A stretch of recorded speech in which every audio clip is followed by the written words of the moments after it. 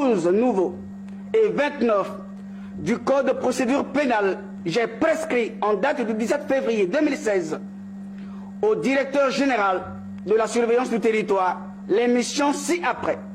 Petit A. Procéder immédiatement à l'interpellation de M. Jean-Marie Michel Mokoko. Petit B. Procéder sans délai à son interrogatoire ainsi que de tout sachant. Petit C. Déférer à mon parquet le ou les concernés après enquête. Alors que, pendant la perquisition de son domicile le 4 mars 2016, annoncé en amont, les enquêteurs n'avaient effectué aucune saisie et donc n'avaient rien trouvé d'illégal. En arrêtant de façon arbitraire le général Jean-Marie Michel Mokoko, M. Denis Sassou Nguesso vient de prouver son refus catégorique de ce dialogue politique inclusif, le seul qui peut faire sortir le pays de la crise actuelle. La conférence des présidents du FROCAD, IDC et composante GM3 se réserve désormais le droit citoyen de consulter toutes les forces politiques et sociales républicaines en vue de mettre en place un comité préparatoire de ce dialogue inclusif. Malgré cela, le 18 juillet 2016, une nouvelle inculpation pour incitation au trouble à l'ordre public sera notifiée au général Jean-Marie Michel Mokoko. Inculpation contestée par ce dernier qui rejettera l'intégralité des faits qui lui étaient reprochés. En réalité, l'incarcération du général Jean-Marie Michel Mokoko s'inscrivait dans la logique d'une campagne de répression des opposants politiques congolais depuis les élections de mars 2016, similaire à celle qui avait eu lieu après le référendum de 2015. Des organisations non gouvernementales internationales avaient dénoncé ces répressions et arrestations d'opposants politiques. J'informe l'opinion de l'ouverture d'une information judiciaire contre les nommés Okombi Salissa André ici présent, Moumele Léon et Makosso Espoir en fuite, des chefs de détention illégale d'armes et munitions de guerre, d'atteinte à la sécurité intérieure de l'État, de détournement des deniers publics et complicité.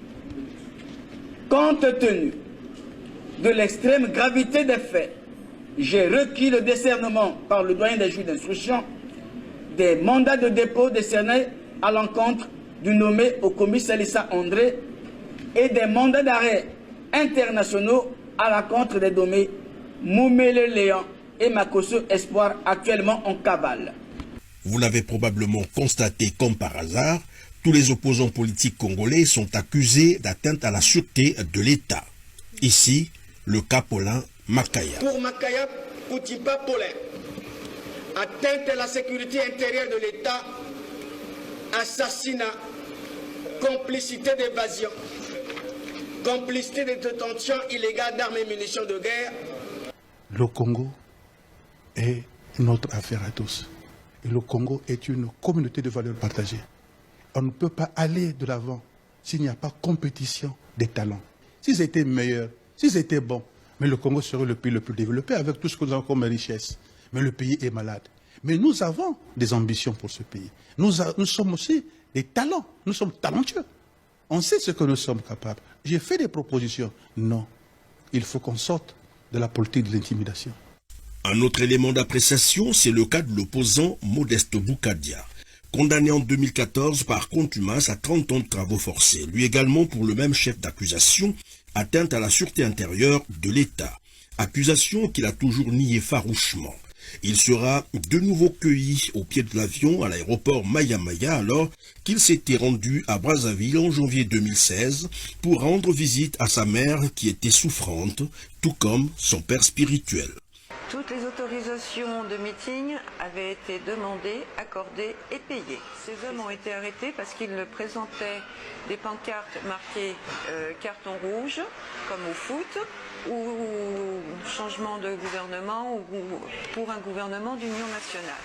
Et le motif de leur arrestation, de troubles sur la voie publique, s'est passé à atteinte à la sûreté de l'État.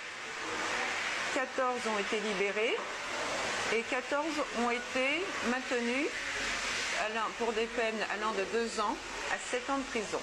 Sur la liste s'est rajouté, et nous l'avons su bien après, Modeste a été, par contumace, condamné à 30 ans de travaux forcés.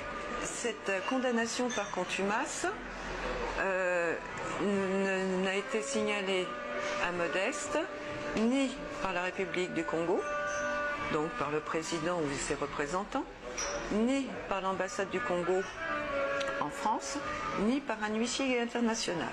C'est quand Modeste est revenu le 15 janvier 2016 au Congo qu'on lui a signifié ce papier en disant « Le reconnaissez-vous » Modeste Boukadian ne recouvrera la liberté qu'à la faveur d'une évacuation sanitaire vers la France, après plus d'1 an de détention arbitraire et de torture.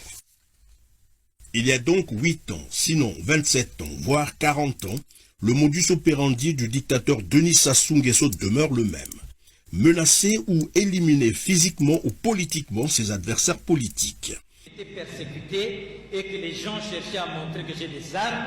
Ils ont cherché par tous mes éléments. La garde menottée sont partis dans leur maison, nus, parfois en slip, dans les quartiers. Ils ont fouillé, perquisitionné ma maison sans que je ne sois présent. Ils ont fouillé, ils n'ont rien trouvé. Et maintenant, Monsieur le Président, on vient trouver des armes dans une maison qui était cédée. Les procès-verbaux l'attestent, même s'il n'y a pas un acte juridique, que c'est mon frère qui est mort dans ses propres déclarations dans le PV, qui avait